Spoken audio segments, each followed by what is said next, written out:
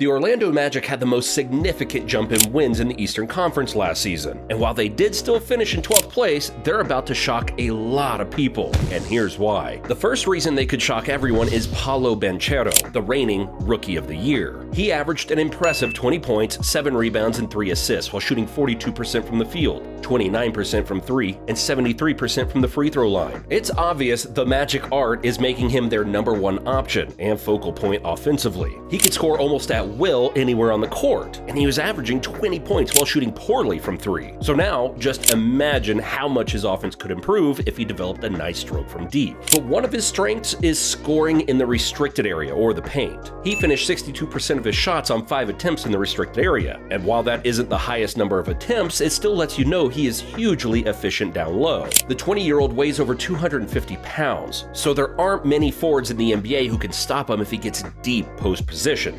Then you've got to factor in his borderline elite footwork. He's a walking mismatch, just like LeBron James in a way. If the defense does put a bigger guy on him to match him in weight, then they'll most likely be too slow and will get blown by due to the footwork and explosiveness. But then if the defense decides to throw a smaller guy on him, they'll just get bullied and dunked on like we saw Banchero do plenty of times already. And I honestly expect him to be more aggressive down low this upcoming season. I'm sure he's getting stronger and adding even more post moves to his bag. But the thing is, he doesn't even need to play bully ball. He's shown the ability to be a lethal threat in the mid-range at times. He was one of the best mid-range scorers in the NBA, shooting 37% in the mid-range on 3 attempts per game, which is better than players like Trae Young, Jalen Brown, Giannis, and Jimmy Butler. His tight, guard-like handles allow him to create separation before knocking down the jumper. And the fact that he already looks so polished and comfortable in the mid-range as a rookie is horrifying for opposing teams. He is only going to get better in the post and the mid-range, which will be a nightmare to guard consistently. He looked good going both left and right, and he had some solid counter moves as well. And with him and Kevin Durant recently working out together, we all know what to expect this season. As a passer and decision maker, he's definitely above average. As I mentioned earlier, he averaged 3.7 assists, and he averaged that on a bad team. So just imagine how many sweet dimes were blown by his teammates. And I know that happened quite a bit because Orlando ranked 24th in three-point shooting percentage. That versatility alone on offense makes him an all-NBA talent without question. He can get to the rim, get into the mid-range, and make plays for others. Not to mention, he's also useful without the ball, setting screens and rolling to the rim. He's also a really good rebounder, so he's the total package. On defense, though, he was a little bit up and down. Sometimes he looked terrific, and other times he looked horrible, which is common among most rookies. But he did flash some signs of being able to guard in space and even making plays off the ball. The Magic's second best player is Markelle Fultz, and as their point guard, he's going to have to be on his A game if they want to at least try and sneak into the play-in tournament. He has had a resurgence in his career. He averaged 14 points, 4 rebounds, and 5 assists per game while shooting 51% from the field and 78% from the line. His best attribute is driving and finishing. On drives, he finished 50% of his shots on 5 attempts per game, which was better than Russell Westbrook and Steph Curry. Fultz is explosive. If he sees you under the rim, he can finish over or through you, and the rest of his offense is gradually getting better, but it's still a work in progress. He shot 31% from 3 this past season on 1.5 attempts per game, but it's just going to be really hard to win games when your starting point guard isn't a solid to terrific shooter. Some players can work around that, like SGA and De'Aaron Fox, but they're such elite finishers and mid-range scorers that they don't necessarily need to shoot any threes, or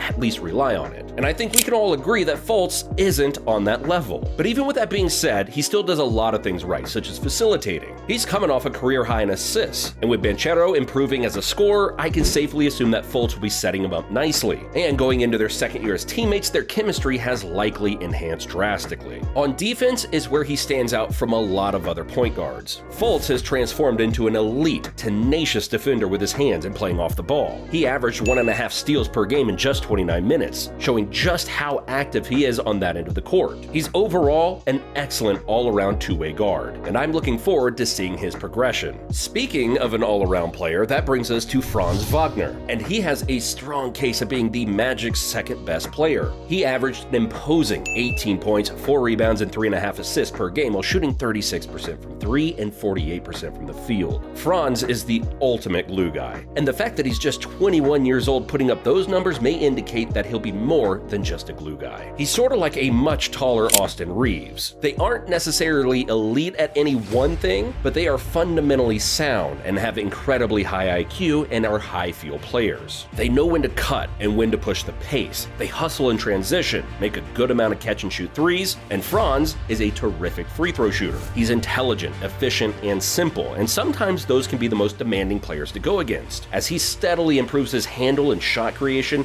he might be way better than we all expected. But nevertheless, right now, he's a unique talent who tries hard on both ends and has the skill and work ethic to be a vital impact player moving forward. Next up, Wendell Carter Jr. He doesn't get the credit he deserves. He averaged 15 points, 8 rebounds, and 2 assists in 29 minutes. He also shot 35% from 3 on a few attempts, so the kid is talented. Carter's one of those rare centers who has the playstyle of both a traditional center and a modern-day center. He loves doing the dirty work, such as rebounding and setting screens, and finishing easy layups at the rim. But he can also step out and shoot a 3 at a decent clip, and isn't too bad in the post as well. The 24-year-old might not be a top 10 center, but he's better than most bigs. And he recently said something that excited Magic fans. In my mind, having a successful season from a statistical standpoint, I would say averaging a double-double. But I think on a larger scale, being more assertive and aggressive on both ends of the court. I think my demeanor with how I approach each game will differ greatly from how I did last year. It would appear he's taken the challenge to improve on both ends, which will be very interesting.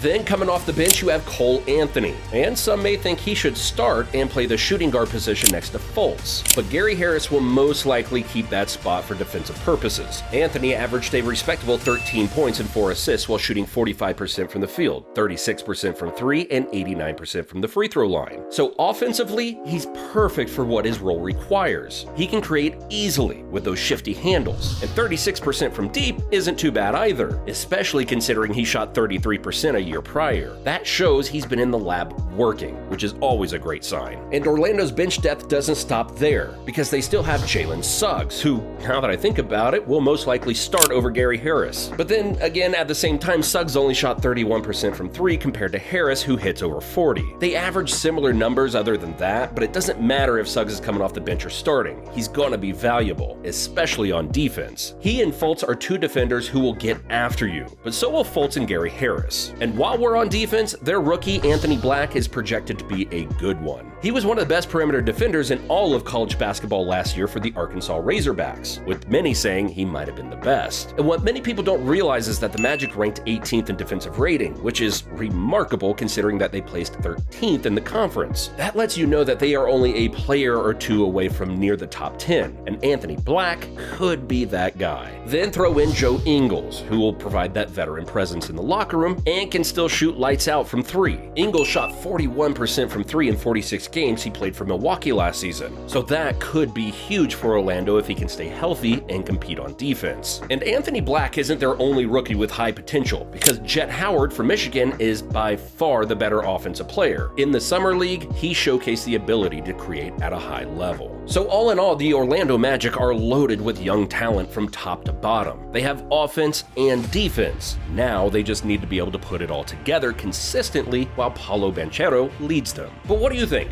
Will Orlando make the playoffs this season? Or will this be another typical lousy Orlando year? Let us know in the comments down below. Thanks for watching, and I'll see you in the next one.